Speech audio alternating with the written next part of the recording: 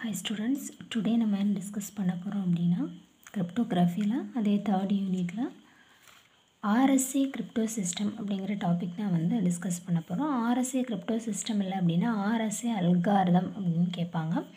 So RSA அப்படின்னா ஒரு 3 பேரோட நேம், யார் வந்து இதை ஃபைண்ட் பண்ணாங்களோட அவங்களோட நேமில் தான் ரிவீஸ்ட் ஷமீர் அடல்மேன் அல்காரிதம், அதை தான் வந்து நம்ம ஆர்எஸ்ஏ அல்காரிதம்னு சொல்கிறோம். இது வந்து 1977 வந்து இன்ட்ரடியூஸ் பண்ணியிருக்காங்க. ஸோ ஃபஸ்ட்டு வந்து தியரிட்டிக்கலாக என்ன பாயிண்ட் எழுதணும் அப்படின்னு பார்த்தோம்னா, இதை வந்து நம்ம வந்து அசிம்ட்ரிக் அல்காரிதம் அப்படின்னு சொல்கிறாங்க. தென் பிளாக் சைஃபர் அல்காரிதம், இதை வந்து பப்ளிக் கீ கிரிப்டோ சிஸ்டம்னு சொல்கிறோம். இப்போ அசிம்ட்ரிக் அல்காரிதம் என்ன அப்படின்னா, இப்போ வந்து என்கிரிப்ஷனுக்கும் டிக்ரிப்ஷனுக்கும் சேம் கீ யூஸ் பண்ணோம் அப்படின்னா அதை சிமெட்ரிக் கீ அல்காரிதம்னு சொல்லுவோம். என்கிரிப்ஷனுக்கு ஒரு கீ, டிக்ரிப்ஷனுக்கு ஒரு கீ, டிஃப்ரெண்ட் கீ யூஸ் பண்ணோம் அப்படின்னா அதை அசிம்ட்ரிக் கீ அல்காரிதம் அப்படின்னு சொல்லுவோம். ஸோ அந்த கேட்டகரியில் தான் ஆர்எஸ்ஏ இருக்குது. ஸோ பிளாக் சைஃபர் அல்காரிதம் அப்படிங்கிறாங்க.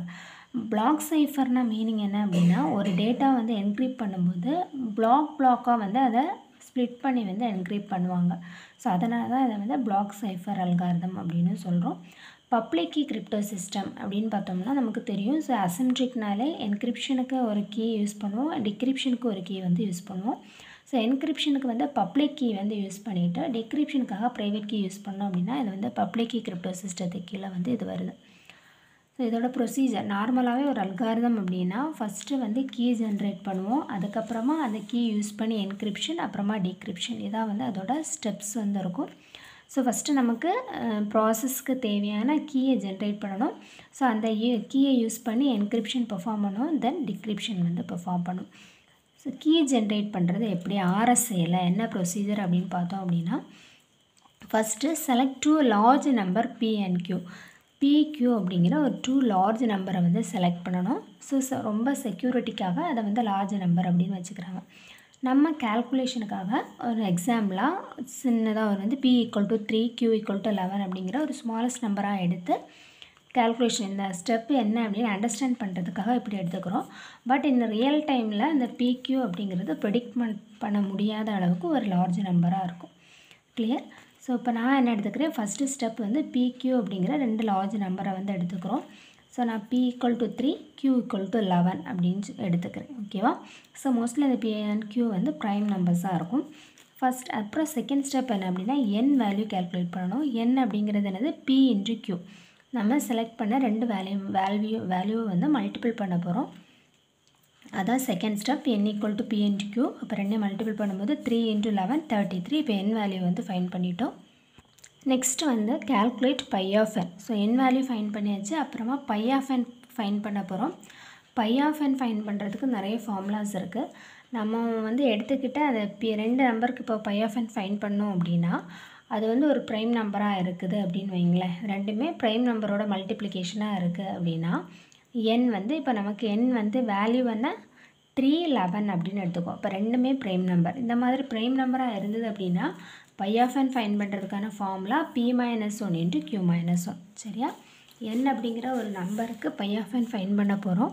அந்த n அப்படிங்கிறது 2 ப்ரைம் நம்பரோட மல்டிப்ளிகேஷனாக இருந்தது அப்படின்னா ஃபார்முலா என்னது, பை ஆஃப் n ஃபைண்ட் பண்ணுறதுக்கு P - 1 × Q - 1. ஸோ இந்த நம்ம ரெண்டுமே எப்பவுமே ப்ரைம் நம்பரை தான் எடுக்க போகிறோம். அப்போ வந்து இந்த ஃபார்முலா யூஸ் பண்ணால் நமக்கு என்ன கிடைக்கும், pi of n. So pi of n = 3 - 1 × 11 - 1 2 × 10 20 அப்படிங்கிறது கிடைக்கும். ஸோ அடுத்து என்ன பண்ண போகிறோன்னா, choose the value of E such that, அந்த E அப்படிங்கிற ஒரு வேல்யூ வந்து சூஸ் பண்ணணும். அந்த E எப்படி இருக்கணும் அப்படிங்கிறதுக்கான கண்டிஷன் கொடுத்துருக்காங்க. 1 விட கிரேட்டராகவும் பை ஆஃப் n விட லெஸ் தெனாக இருக்கணும். அட் த சேம் டைம் அது ரெண்டுக்கும் GCD ஃபைண்ட் பண்ணோம் அப்படின்னா அது வந்து 1 இருக்கணும். GCD of pi of n, E அப்படிங்கிறது 1 அப்படிங்கிறது தான் இதோட ரூல். சரியா? இப்போ நம்ம வந்து E வந்து 7 ஒரு வேல்யூ தான் எடுத்துக்கிறேன். அந்த 7 வந்து எனக்கு பை ஆஃப் n என்ன 20. ஸோ 1க்கும் 20க்கும் இடையில் இருக்கக்கூடிய ஒரு நம்பர். அண்ட் அந்த 20க்கும் பை ஆஃப் n வேல்யூ என்ன 20, நான் சூஸ் பண்ண 7, இது ரெண்டுக்கும் GCD எடுத்தேன் அப்படின்னா அது கண்டிப்பாக வேறு எந்த காமன் டேபிள்லேயும் அது வந்திருக்கக்கூடாது. தான் meaning. GCD of pi of n, Eனா என்னது, வேறு எந்த டேபிள்லேயும் அது இருக்கக்கூடாது எக்ஸப்ட் அந்த 1 டேபிளில் மட்டும்தான் இருக்கும். அதான் வந்து அதோட மீனிங். ஸோ காமன் டேபிளில் இருக்காமல் இருக்கக்கூடிய ஒரு நம்பர்ஸாக இருக்கணும். ஸோ அந்த மாதிரி E வேல்யூ சூஸ் பண்ணிக்கிறேன். ஸோ வந்து E7. நெக்ஸ்ட்டு வந்து D வேல்யூ கேல்குலேட் பண்ணணும். E/, டி கால்குலேட் பண்ணணும். டி கால்குலேட் பண்ணுறதுக்கு ஒரு ஃபார்முலா கொடுத்துருக்காங்க. இ இன்வெர்ஸ் மாடு பை ஆஃப் என். இன்வெர்ஸ் இந்த பக்கம் போச்சு அப்படின்னா இங்கே வந்து இ இன்வெர்ஸ் நம்ம எப்படி எழுதுவோம், 1/eன்னு எழுதுவோமா. ஸோ இ அந்த சைடு போகும்போது மல்டிப்ளிகேஷனில் போகும். E D equal to 1 mod phi of N. So இதை நம்ம எப்படி எழுதலாம், E D mod phi of N equal to 1ன்னு எழுதலாம். தட் மீன்ஸ் இடி அப்படிங்கிற வேல்யூவை பை ஆஃப் என்னால் டிவைட் பண்ணும்போது ரிமைண்டர் நமக்கு என்ன வரணும், 1 வரணும். இதுதான் ப்ரொசீஜர். ஈயோட வேல்யூ ஆல்ரெடி நமக்கு தெரியும். டி என்னன்னு ஃபைண்ட் பண்ணணும். அப்போ அந்த இ அப்படிங்கிற 7ஓட எந்த வேல்யூவை மல்டிபிள் பண்ணால் வரக்கூடிய ஆன்சரை 20ஆல் டிவைட் பண்ணும்போது 1 கிடைக்கும் அப்படிங்கிறத செக் பண்ணணும். 7 1s வராது, 2s 14 வராது, 7 3s 21 நமக்கு வரும். ஸோ 21 mod 20 அப்படின்னா ரிமைண்டர் 1. அப்போது இந்த டிக்கு பதிலாக எந்த வேல்யூ போட்டால் கரெக்டாக இருக்கும், 3 போட்டால் கரெக்டாக இருக்கும். ஓகே, இப்போ டி கால்குலேட் பண்ணியாச்சு. அப்போ நமக்கு வந்து இயும் டியும் முடிஞ்சுது. ஸோ இதை வச்சு நம்ம பப்ளிக் கீ ப்ரைவேட் கீ வந்து ஃபார்ம் பண்ண போகிறோம். ஸோ பப்ளிக் கீயோட ஸ்ட்ரக்சர் எப்படி இருக்கும்னா இ கமா என். அப்போ இ வந்து நமக்கு 7, என் ஆல்ரெடி ஃபைண்ட் பண்ணியிருக்கோம். P into q 3 × 11 33. Private key அப்படிங்கிறது டி கமா என்னன்னு எடுத்துக்கிறேன். ஸோ டி அப்படிங்கிறது 3 நம்ம ஃபைண்ட் பண்ணியிருக்கோம். தென் என்னோட வேல்யூ 33. ஸோ இதான் வந்து பப்ளிக் கீ அண்ட் ப்ரைவேட் கீயோட ரெண்டு நம்பர்ஸோட இது வந்து கிடச்சிருக்கு. இப்போ நம்ம என்ன பண்ண போகிறோம், என்கிரிப்ஷன் டீக்ரிப்ஷன் பண்ண போகிறோம். ஸோ பப்ளிக் கீ யூஸ் பண்ணி என்கிரிப்ஷனும் ப்ரைவேட் கீ யூஸ் பண்ணி வந்து நான் டீக்ரிப்ஷனும் பண்ண போகிறேன். ஸோ என்கிரிப்ஷன் பண்ணுறதுக்கான ஃபார்முலா வந்து பார்ப்போம். C equal to m/e mod n அப்படிங்கிறது தான் இது என்கிரிப்ஷனுக்கான ஃபார்முலா. ஸோ சி மீன்ஸ் நமக்கு ஒரு சைஃபர் டெக்ஸ்ட் கிடைக்க போகுது. எப்படி கிடைக்கும், நமக்கு இருக்கக்கூடிய பிளைன் டெக்ஸ்ட் எம்மில் நம்மளோட பப்ளிக் கீயை அப்ளை பண்ணும்போது மோட் என் ஃபைண்ட் பண்ணோம் அப்படின்னா நமக்கு என்கிரிப்ஷன் இந்த சைஃபர் டெக்ஸ்ட் வந்து கிடைக்குது. எம் அப்படிங்கன்னா எவ்வளோ நம்பர் ஆஃப் டிஜிட் வந்து பிளைன் டெக்ஸ்ட்டில் இருக்குது அப்படிங்கிறது தான் எம். நமக்கு டேரெக்டாக எம் கொடுக்காம ஒரு மெசேஜாக கொடுத்துட்டாங்க அப்படின்னா அதில் எவ்வளோ நம்பர் ஆஃப் டிஜிட்ஸ் இருக்குதுன்னு கவுண்ட் பண்ணிவிட்டு அதை எம் இருக்க இடத்துல வந்து சப்ஸ்டியூட் பண்ணிக்கோங்க. ஸோ இப்போ வந்து நான் வந்து ஒரு எம் வேல்யூ வந்து அசியூம் பண்ணிக்கிறேன் இந்த ப்ராப்ளத்துக்காக. எம் எப்போவுமே எப்படி இருக்கணும்னா என் வேல்யூவை விட லெஸ் தேனாக இருக்கணும் அப்படிங்கிறது ரூல். ஓகே, இப்போ வந்து லெட் எம் ஈக்குவல் டு 31 அப்படின்னு எடுத்துக்கிறேன். நான் ஃபார்முலாவில் வந்து சப்ஸ்டியூட் பண்ணுறேன். நமக்கு வந்து என் வந்து 33. ஸோ அதை விட லெஸ் தேனாக இருக்குது. ஸோ 31 அப்படிங்கிற ஒரு வேல்யூ எம்முக்கு எடுத்துக்கிறேன். So C equal to m/e mod n. இப்போ 31/7 mod 33 ஃபைன் பண்ணோம்னா நமக்கு சைஃபர் டெக்ஸ்ட் வந்து 4 அப்படிங்கிற வேல்யூ வந்து கிடைக்கும். அதே மாதிரி டிக்ரிப்ஷன் பண்ணோம் அப்படின்னா m equal to c/d mod n. அதே தான் இங்கே m இருக்க இடத்துல சியும் சி இருக்க இடத்துல எம்மும் மாற்றி போடுறோம். இ இருக்க இடத்துல இங்கே டின்னு போடுறோம். சரி, டி அப்படிங்கிறது private key, decryption private key use பண்ணி பண்ண போகிறோம். இதில் சியோட வேல்யூ நமக்கு ஆல்ரெடி ஃபைன் பண்ணியிருப்போம்ல, அது பவர் 3 mod 33 அப்படின்னா 64 mod 33 கிடைக்கும். நமக்கு வந்து ஆன்சர் வந்து 31. ஓகேவா? ஸோ இந்த மாதிரி 31/7 வந்து ரொம்ப பெரிய நம்பர் இருக்குது அப்படின்னா இந்த 2 3 வந்து ஸ்ப்ளிட் பண்ணி நம்ம பண்ணிக்கலாம். 31/3. ஸோ 7 வந்து 3 + 3 + 1 இல்லை 3 × 4 அந்த மாதிரி ஸ்ப்ளிட் பண்ணி ஃபைன் பண்ணிவிட்டு ஆட் பண்ணால் வந்து ஈஸியாக ஃபைன் பண்ணிக்க முடியும். ஸோ இதான் வந்து என்ன அப்படின்னா ஒரு RSA கிரிப்டோ சிஸ்டம் யூஸ் பண்ணி எப்படி என்கிரிப்ஷன் டிக்ரிப்ஷன் பெர்ஃபார்ம் பண்ணுறோம் அப்படிங்கிறதுக்கான ஸ்டெப்பு. லைட்டாக என்ன இருக்குது அப்படிங்கிறத வந்து பார்த்துப்போம். ஸோ RSAனாலே என்ன பண்ண போகிறோம், இது வந்து அசிம்ட்ரிக் கீ. ஸோ என்கிரிப்ஷன் வந்து ஒரு கீயும் டிக்ரிப்ஷனுக்கு இன்னொரு கீயும் யூஸ் பண்ணுறேன். பப்ளிக் கீ கிரிப்டோ சிஸ்டம்னால என்கிரிப்ஷனுக்கு பப்ளிக் கீ யூஸ் பண்ணுறேன், டிக்ரிப்ஷனுக்கு வந்து ப்ரைவேட் கீ யூஸ் பண்ணுறேன்.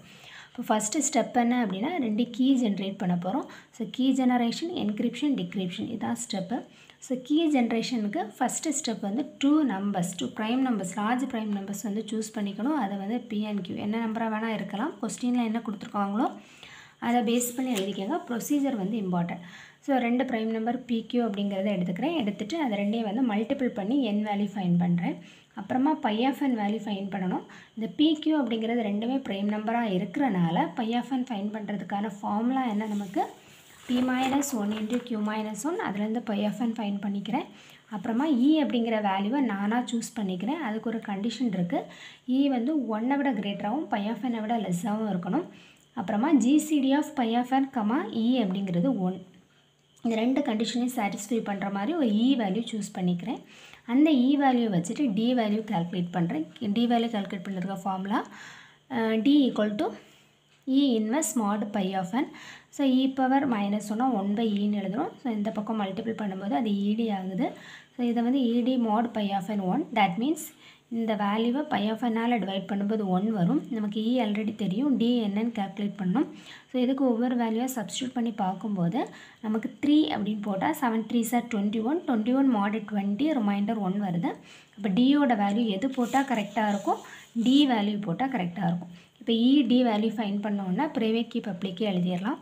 ஸோ ப்ரைவேட் கீ அப்படிங்கிறது என்னது E, N, sorry public key வந்து E, N, ப்ரைவேட் கீ வந்து D, N, இது மறந்துடக்கூடாது. ஸோ அது ரெண்டு. ஸோ பப்ளிக் கீ என்கிரிப்ஷன்னால E, N, private key D, N என்ன பேர் வந்து அதை எழுதிக்கோங்க. அப்புறமா என்கிரிப்ஷன் வந்து நம்ம பப்ளிக் கீ யூஸ் பண்ணி பண்ண போகிறோம். ஸோ அதுக்கான formula C ciphertext equal to normal message அப்படிங்கிறது டைரெக்டாக அவங்க வேல்யூ கொடுக்கலாம். இல்லை ஏதாவது சென்டென்ஸ் கொடுத்துருந்தாங்க மெசேஜ் அப்படின்னா அதை கவுண்ட் பண்ணி எவ்வளோ நம்பர் ஆஃப் டிஜிட்ஸ் வருது அப்படிங்கிறத போட்டுக்கோங்க. m power E mod n அப்படிங்கிறதுல சப்ஸ்டியூட் பண்ணோம் அப்படின்னா நமக்கு என்ன வேல்யூ கிடைக்குது. ஸோ m வந்து எப்பவுமே எப்படி எடுத்துக்கிறாங்க, லெஸ் தென் n இருக்குது. ஸோ நம்மமே அசியூம் பண்ணி பண்ணுற மாதிரி இருந்தால் n வேல்யூவோட லெஸ் தென்னாக இருக்கிற ஒரு m வேல்யூவை வந்து எடுத்து சப்ஸ்டியூட் பண்ணும்போது Cயோட வேல்யூ கிடைக்கும். நெக்ஸ்ட்டு அந்த C வேல்யூவை வச்சுட்டு என்ன பண்ணுறோம், டிக்ரிப்ஷன் மெசேஜ் வந்து ஃபைன் பண்ண போகிறோம், ஒரிஜினல் மெசேஜ். ஸோ இந்த C power D mod n அப்படின்னா நமக்கு ஒரிஜினல் மெசேஜ். நம்ம இங்கே ஒரிஜினல் மெசேஜ் m எடுத்துருக்கோமா 31, அது டிக்ரீப் பண்ணும்போது அது ரிட்டன் அந்த ஒரிஜினல் மெசேஜ் நமக்கு கிடைக்கும். இதான் வந்து RSAயோட என்கிரிப்ஷன் டிக்ரிப்ஷன் ப்ரொசீஜர். இதில் ஏதாவது டவுட்ஸ் இருந்தால் வந்து நீங்கள் கமெண்ட் பண்ணுங்கள். இதில் எப்படி ஒரு யூனிவர்சிட்டி கொஸ்டின் கேட்குறாங்க அப்படிங்கிறத நெக்ஸ்ட் வீடியோவில் டிஸ்கஸ் பண்ணலாம். தேங்க்யூ.